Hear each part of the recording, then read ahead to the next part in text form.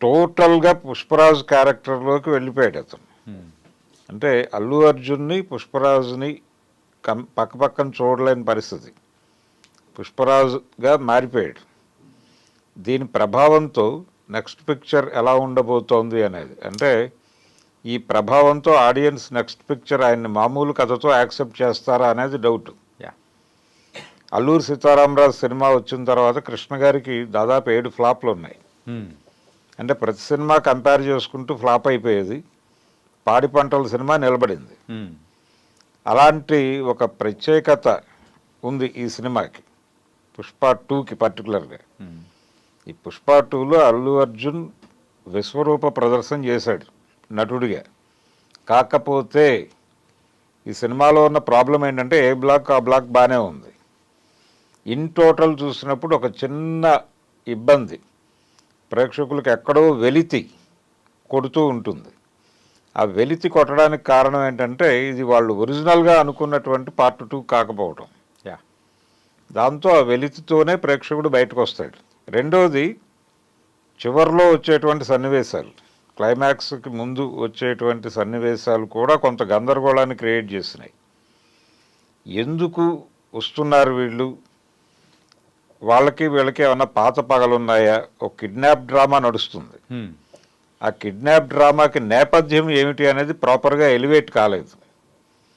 ఆ ఎలివేట్ కాలేదు కానీ దాని మీద విపరీతమైన హైప్ క్రియేట్ చేస్తూ సన్నివేశాలు దొర్లుకుంటూ వెళ్ళిపోతాయి. ఈ దొర్లుకుంటూ వెళ్ళే క్రమంలో ప్రేక్షకుడు అసలు ఎందుకు జరుగుతోంది ఇది అనుకుంటాడు. వీళ్ళ మధ్య ఏవైనా ఉన్నాయా ఘర్షణలు, పర్టికులర్గా ఆ కిడ్నాప్ అయ్యే క్యారెక్టర్కిను కిడ్నాప్ చేసేవాడికి మధ్య ఏమైనా గొడవ ఉందా అనేది ప్రాపర్గా ఎస్టాబ్లిష్ కాకపోవడం, సూచనప్రాయంగా కూడా చెప్పకపోవడం, ఇలాంటివి కొన్ని గ్యాప్స్ ఉన్నాయి. ఆ గ్యాప్స్ బయటకు వచ్చేటువంటి ప్రేక్షకుడు మనసులో తొలుస్తూ ఉంటాయి. కానీ అభిమానులకు మాత్రం ఇది విందు భోజనమే. దీనిలో రాజకీయం ఉంది, రాజకీయ వ్యాపారం ఉంది, వ్యాపారమయమైపోయినటువంటి రాజకీయం ఉంది, అన్నీ కలిసి ఉన్నాయి సినిమాలో.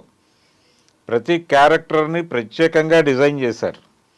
క్యారెక్టర్ డిజైనింగ్ మీద చాలా శ్రద్ధ పెట్టారు. ఒక టీం పనిచేసింది దానికి. జగపతి బాబు క్యారెక్టర్ కావచ్చు, ప్రతి క్యారెక్టర్ అది ఎలా ఉండాలి, ఇంతకుముందు ఆ నటుడు చేసినటువంటి ఇతర పాత్రల ప్రభావం ఎక్కడా లేకుండా చూసుకున్నారు. ఇక్కడైతే మెయిన్గా కొత్త జగపతి బాబు గారిని కూడా చూసినట్టు అనిపిస్తుంది. నిజమే అది. అంటే ప్రతి క్యారెక్టర్ని అలా డిజైన్ చేశారు. అయితే మనకి షకావత్ క్యారెక్టర్ దీనిలో కీలకం. ఒక రకంగా కొంత సినిమా మనకి ఒక వీడియో గేమ్ తరహాలో నడుస్తుంది, హైడ్ అండ్ సీక్ డ్రామా. అంటే ఇతని వ్యూహము అతని ప్రతి వ్యూహంగా నడుస్తుంది చాలా వరకు కథ. ఈగో క్లాష్, ఈ ఈగో క్లాష్ మధ్యకి రాజకీయం, ఈ రాజకీయానికి ఒక పునాది, ఆ పునాది మీద దెబ్బ కొట్టడానికి ఇతను చేసే ప్రయత్నం, ఆ ప్రయత్నాన్ని ఎలా పుష్ప అడ్డుకున్నాడు అనేది. ఈ హైడ్ అండ్ సీక్ గేమ్లో చాలా సీన్లు బాగానే డిజైన్ చేశాడు కానీ డైరెక్టర్ గారు కొన్ని ప్రేక్షకులు ముందే ఊహించేవిగా ఉన్నాయి. అంటే పర్టికులర్గా ఆ ఎర్రచందనాన్ని సరిహద్దులు దాటించేటువంటి సన్నివేశాలు, దాని మీద ఎక్కువ శ్రద్ధ పెట్టాడు. కానీ ఆడియన్స్కి అర్థమైపోతూనే ఉంటుంది. అంటే పుష్ప రూల్ అనేది టైటిల్ పెట్టారు, బాగానే ఉంది. పుష్పకి ఎదురు నిలబడేటువంటి ఒక బలమైనటువంటి విలన్ ఉండాలి కదా. ఆ విలన్ క్యారెక్టర్ని డిజైన్ చేయటంలో ఎక్కడో చిన్న తడబాటుకి లోనయ్యాడు డైరెక్టర్ గారు. అండ్ ఇంకోటి ఏంటంటే పుష్పరాజ్కి ఉన్న కాన్ఫ్లిక్ట్స్, ఎక్కువ మంది విలన్స్, అది కూడా ఒక చిన్న టైప్ ఆఫ్ కన్ఫ్యూజన్ తీసుకొచ్చే అవకాశాలు ఉంటాయంటారా? డెఫినెట్గా. అంటే టూ మెనీ విలన్స్ ఉన్నారు అక్కడ, సో మెనీ విలన్స్ ఉన్నారు. ఉండటం వలన ఒక్కొక్కళ్ళు ఒక్కొక్క యాంగిల్లో వ్యతిరేకిస్తూ ఉంటారు. కానీ ఎవరూ కూడా ప్రాపర్ విలన్గా, అంటే ఇతనితో పోటీ పడగలిగినటువంటి పరిస్థితిలో కనిపించరు. రెండోది, వాళ్ళ మధ్య టీజింగ్ నడుస్తూ ఉంటుంది విలన్స్ మధ్య. ఆ టీజింగు, ఇతను హై హ్యాండెడ్నెస్, ఇవన్నీ కలిసి పుష్ప రూల్ చేస్తున్నాడు ఈ సామ్రాజ్యాన్ని అని ప్రేక్షకుడు ఫిక్స్ అయిపోతాడు. అతను ఒక అద్భుతమైనటువంటి వ్యూహం పన్నాడు ఇతన్ని కంట్రోల్ చేయటానికి అని కొన్ని సీన్స్ నడుస్తాయి. షకావత్. కానీ ప్రేక్షకుడు దాంతో ఇన్వాల్వ్ అవడు. ఇతనేదో డ్రామా నడుపుతున్నాడు కానీ పుష్ప 2 నిమిషాల్లో ఛేదించేస్తాడు ఇది అని ఆడియన్స్ ఫిక్స్ అయి ఉంటాడు. అదే జరుగుతుంది అక్కడ. ఇలా ప్రేక్షకులు ఊహించుకోవటానికి ఈ కన్వీనియంట్గా ఉండేటువంటి సన్నివేశాలు కల్పించడం అనేది కూడా దర్శకుడు ప్రాపర్ కేర్ తీసుకోలేదు అనటానికి ఉదాహరణ. ఆయన శ్రద్ధ అంతా కూడా ఈ బ్లాక్స్ మీద పెట్టేశాడు. ఆయన కొత్తగా ఉంటుంది అని ఫీల్ అయినటువంటి బ్లాక్స్ కొన్ని ఉన్నాయి, ఆ గంగమ్మ జాతర ఇలాంటివి. వాటి మీద ఎక్కువ శ్రద్ధ పెట్టారు, వాటి డిజైనింగ్ మీద ఎక్కువ శ్రద్ధ పెట్టారు, ఫోకస్ పెట్టారు. దాంతో వాటిని చెక్కటంతో అయిపోయింది ఆయనకి. కానీ ప్రేక్షకులు ఏమైపోతారు, థియేటర్లో కూర్చున్న అభిమానులు ఓకే, అభిమానులకి ఇది విందు భోజనమే. కానీ సాధారణ ప్రేక్షకుడు పరిస్థితి ఏమిటి? సాధారణ ప్రేక్షకుడు కూడా సినిమా మీద వీళ్ళు క్రియేట్ చేసినటువంటి హైప్ నుంచి 1000 రూపాయలు 1200 పెట్టి టికెట్లు కొనుక్కుని లోపలికి వెళ్ళారు. ఆ లోపలికి వెళ్ళి కూర్చున్న వాళ్ళ పరిస్థితి ఏమిటి, వాళ్ళు ఎలా రిసీవ్ చేసుకుంటారు దీన్ని అనేది చూడాలి. అక్కడ కొంత గందరగోళం అయితే ఉంది సినిమాలో. కానీ ప్రొడక్షన్ వాల్యూస్ కానీ నటనాపరమైనటువంటి విలువలు కానీ చాలా అద్భుతంగా ఉన్నాయి సినిమాలో. ప్రతి ఒక్క ఆర్టిస్టు, ప్రతి ఒక్కరూ చాలా బాగా పెర్ఫామ్ చేశారు. ఓకే, ప్రతి క్యారెక్టర్ నుంచి అద్భుతమైనటువంటి నటన రాబట్టుకోగలిగాడు ఆయన. ముఖ్యంగా రష్మిక క్యారెక్టర్ని చాలా బాగా డిజైన్ చేశాడు తను. నాకు ఆ సీన్స్ చూస్తూ ఉండగా శివ సినిమా గుర్తొచ్చింది. దానిలో కూడా ఒక తరహా డాన్ క్యారెక్టరే నాగార్జునది. నాగార్జునకి అమలకి మధ్య ఇంటిమేట్ సీన్స్ చాలా బాగా వర్కౌట్ చేశాడు ఆయన, రామ్ గోపాల్ వర్మ. ఆ ఇన్ఫ్లుయెన్స్ ఏమైనా ఉందా సుకుమార్ మీద అనిపించింది. ఒక రియల్ కపుల్ మధ్యలో ఎలా ఉంటుందో సేమ్ స్క్రీన్ మీద కూడా ఆ టైప్ ఆఫ్ ప్రెజెన్స్ అనేది కూడా చూపించాడు. అలా చూపించాడు. అయితే కొంచెం ఎక్కడో యానిమల్ ధోరణులు కూడా కనిపిస్తాయి. కొంచెం వైల్డ్ టచ్ ఉంది ఆ షార్ట్స్లో. ఓకే, అదంతా పాన్ ఇండియా స్కేల్ సినిమాలో అవన్నీ అనివార్యం అని అనుకుని సర్దుకొని వెళ్ళిపోవడమే. ఒక లార్జ్ స్కేల్ సినిమా చాలా విపరీతంగా డబ్బులు ఖర్చు పెట్టి తీశారు. ఖర్చు కనిపించింది సినిమాలో, ఖర్చు కనిపించింది. అల్లు అర్జున్కి పూర్తి స్థాయి తృప్తినిచ్చినటువంటి సినిమా. ఆయన అభిమానులు హ్యాపీగా ఉన్నారు. సాధారణ ప్రేక్షకుడికి సినిమా ఏ మేరకు ఎక్కుతుంది అనేది పక్కన పెడితే ఈ సినిమాకి సంబంధించి వాళ్ళు ఒక గోల్ పెట్టుకున్నారు, 2000 crore అనేది. ఆల్రెడీ 1060 crores ప్రీ రిలీజ్ ఇదే అయిపోయింది, బిజినెస్ అయిపోయిందని చెప్తున్నారు. అంటే థియేటర్కల్ బిజినెస్ అయిపోయింది అని. అంటే కనీసం 15 నుంచి 1600 కోట్లు వస్తే తప్ప అది వర్కౌట్ అవ్వదు. అది వర్కౌట్ అయితే వాళ్ళు బాహుబలి 2ని క్రాస్ చేసినట్టే.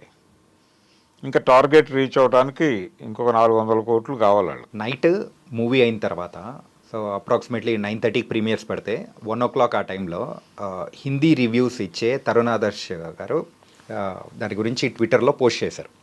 ఏంటంటే ఒక ర్యాంపేజ్ అనేది, అంటే లిటరల్గా చూడాలంటే ఒక విశ్వరూపం అనేది కూడా చూసాము. దీనికైతే ఒక మ్యాడ్నెస్ లాంటిది 4.5 రివ్యూ అనేది కూడా ఇచ్చాడు అనమాట. Out of 5 4.5.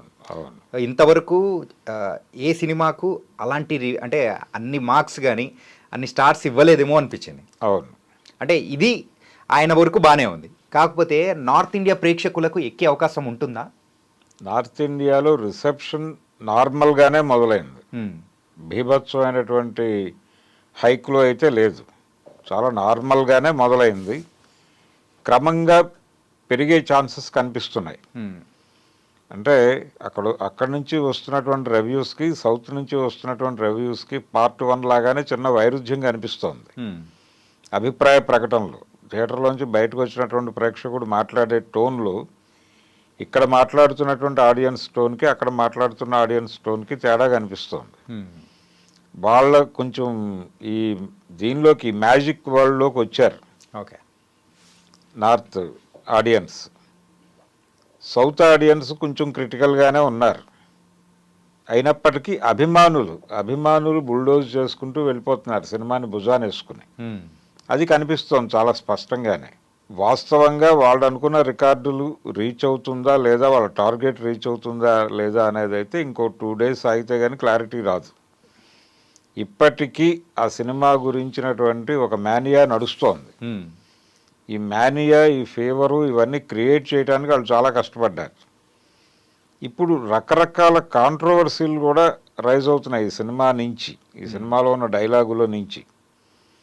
అవి సినిమాని ఏమైనా నిలబడతాయా అనేది చూడాలి. ఇప్పుడు పర్టికులర్గా ఒక డైలాగ్ అంటే మెగా కాంపౌండ్కి అల్లు కాంపౌండ్కి మధ్య ఒక ఘర్షణ నడుస్తోంది. అది కొంచెం చల్లబరిచేటువంటి ప్రయత్నం అరవింద్ గారు చేశారు మొన్న ప్రీ రిలీజ్ ఈవెంట్లో. హైదరాబాద్లో జరిగిన ప్రీ రిలీజ్ ఈవెంట్లో ఆయన మగధీర ప్రస్తావన తీసుకొచ్చి కొంత వాతావరణాన్ని చల్లబరిచే ప్రయత్నం చేశాడు. కానీ ఈ సినిమాలో ఒక డైలాగ్, బాస ఎవడికి బాసు, వాడికి, వాడి కొడుక్కి, వాడి తమ్ముడికి, అందరికీ కలిపి నేనే బాసు అంటాడు.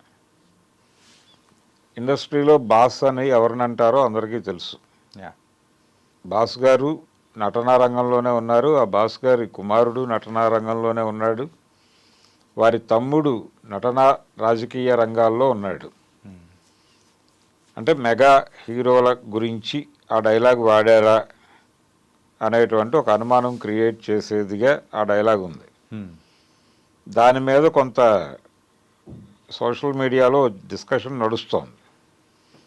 ఇలాంటి కాంట్రవర్సీస్ ఏమైనా సినిమాని కొంత ఇంకొంచెం లేపుతాయేమో చూడాలి. ఓకే. దాంతోపాటు భార్యకి ఇచ్చిన మాట అనే దాని మీద కొన్ని షార్ట్స్ నడిపాడు ఆయన. అసలు టోటల్ కథకి అండర్ కరెంట్ అదే. అంటే తను ఒక కోరికగా కోరిన దీన్ని పట్టుకొని ఇతను ఇంత పెద్ద డిజైన్ చేస్తాడు. ఆవిడే షాక్ అవుతుంది విని.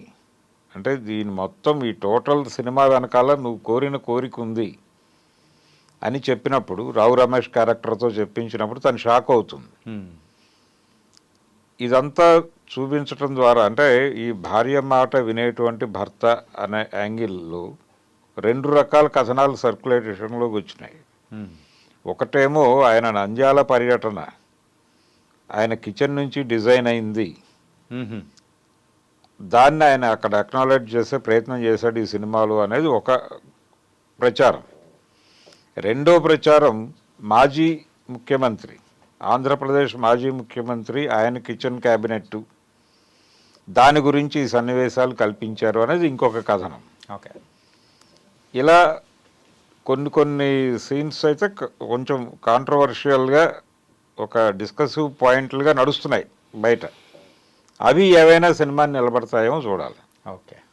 ఇది ఓవరాల్గా పుష్ప 2. మనం కథ గురించి మాట్లాడుకోవద్దు, అవి అంటే అది లీక్స్ అయిపోతాయి. అంటే ఈ కథ ఇదొక ప్రత్యేకమైనటువంటి పద్ధతిలో డిజైన్ చేసుకెళ్ళాడు.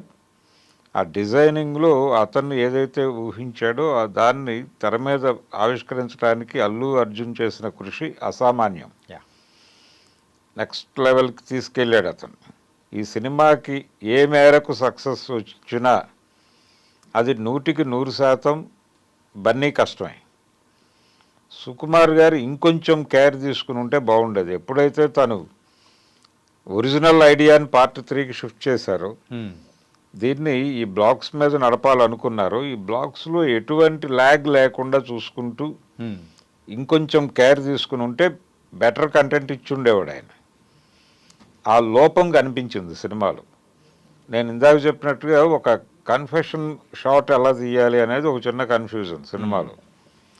ఆ కన్ఫెషన్ స్టేట్మెంట్ ఇచ్చేటువంటి క్యారెక్టరు, ఆ కన్ఫెస్ అయినటువంటి తీరు ప్రేక్షకుల సహనానికి పరీక్షగా మారింది. ఇలాంటివి కొన్ని పరిహరించుకొని ఉండొచ్చు. ఓకే. ఇంకొంచెం తక్కువ నిడివిలో చెప్పచ్చు అది. అంటే మట్కా సినిమాలో కూడా హీరో గారు కన్ఫెస్ అవుతూ ఒక స్టోరీ చెప్తాడు. అది కూడా ఆడియన్స్ని కొంత ఇబ్బంది పెట్టింది, వాళ్ళ సహనాన్ని పరీక్షించింది. ఇలాంటి సందర్భాలు వచ్చినప్పుడు డైరెక్టర్లు డ్రామా పండించడం కోసమని అటువైపు మొగ్గుతున్నారు. కానీ అది డ్రామా పండించడం కంటే కూడా ప్రేక్షకుల సహనానికి పరీక్షగా మారుతున్నాయి. ఇలాంటివి కొన్ని పరిహరించుకుని ఉంటే నిడివి కూడా తగ్గేది. ప్రేక్షకులు ఆ ఎమోషన్లో క్యారీ అయిపోయేవాళ్ళు. ఇవి పంటి కింద రాళ్ళలాగా తగులుతాయి ఇలాంటి షాట్స్. అలాగే పుష్ప ఇంటిలో ఉన్నటువంటి పాత్రలు, ఆ పాత్రల బిహేవియరు, దాని మీద నడిపినటువంటి సన్నివేశాలు కూడా కొంచెం పంటి కింద రాళ్లే. ఓకే. ఇలాంటివి కొన్ని పరిహరించుకుని ఉంటే బాగుండేది సుకుమార్ గారు. ఓకే. ఇది టోటల్గా పుష్ప 2 సినిమా చూసిన తర్వాత నాకు అనిపించిన విషయాలు. Okay, nice sir. మొత్తానికైతే ప్రేక్షకుల వాళ్ళ అభిరుచి తగ్గట్టు ఈ పుష్ప 2ని అయితే సుకుమార్ గారు, బన్నీ గారు డిజైన్ చేశారు. కాకపోతే అసలైన పాయింట్ అనేది పుష్ప 3లో ఉండబోతుందని కూడా క్లారిటీగా చెప్పారు. So thank you so much sir. Thank you అండి.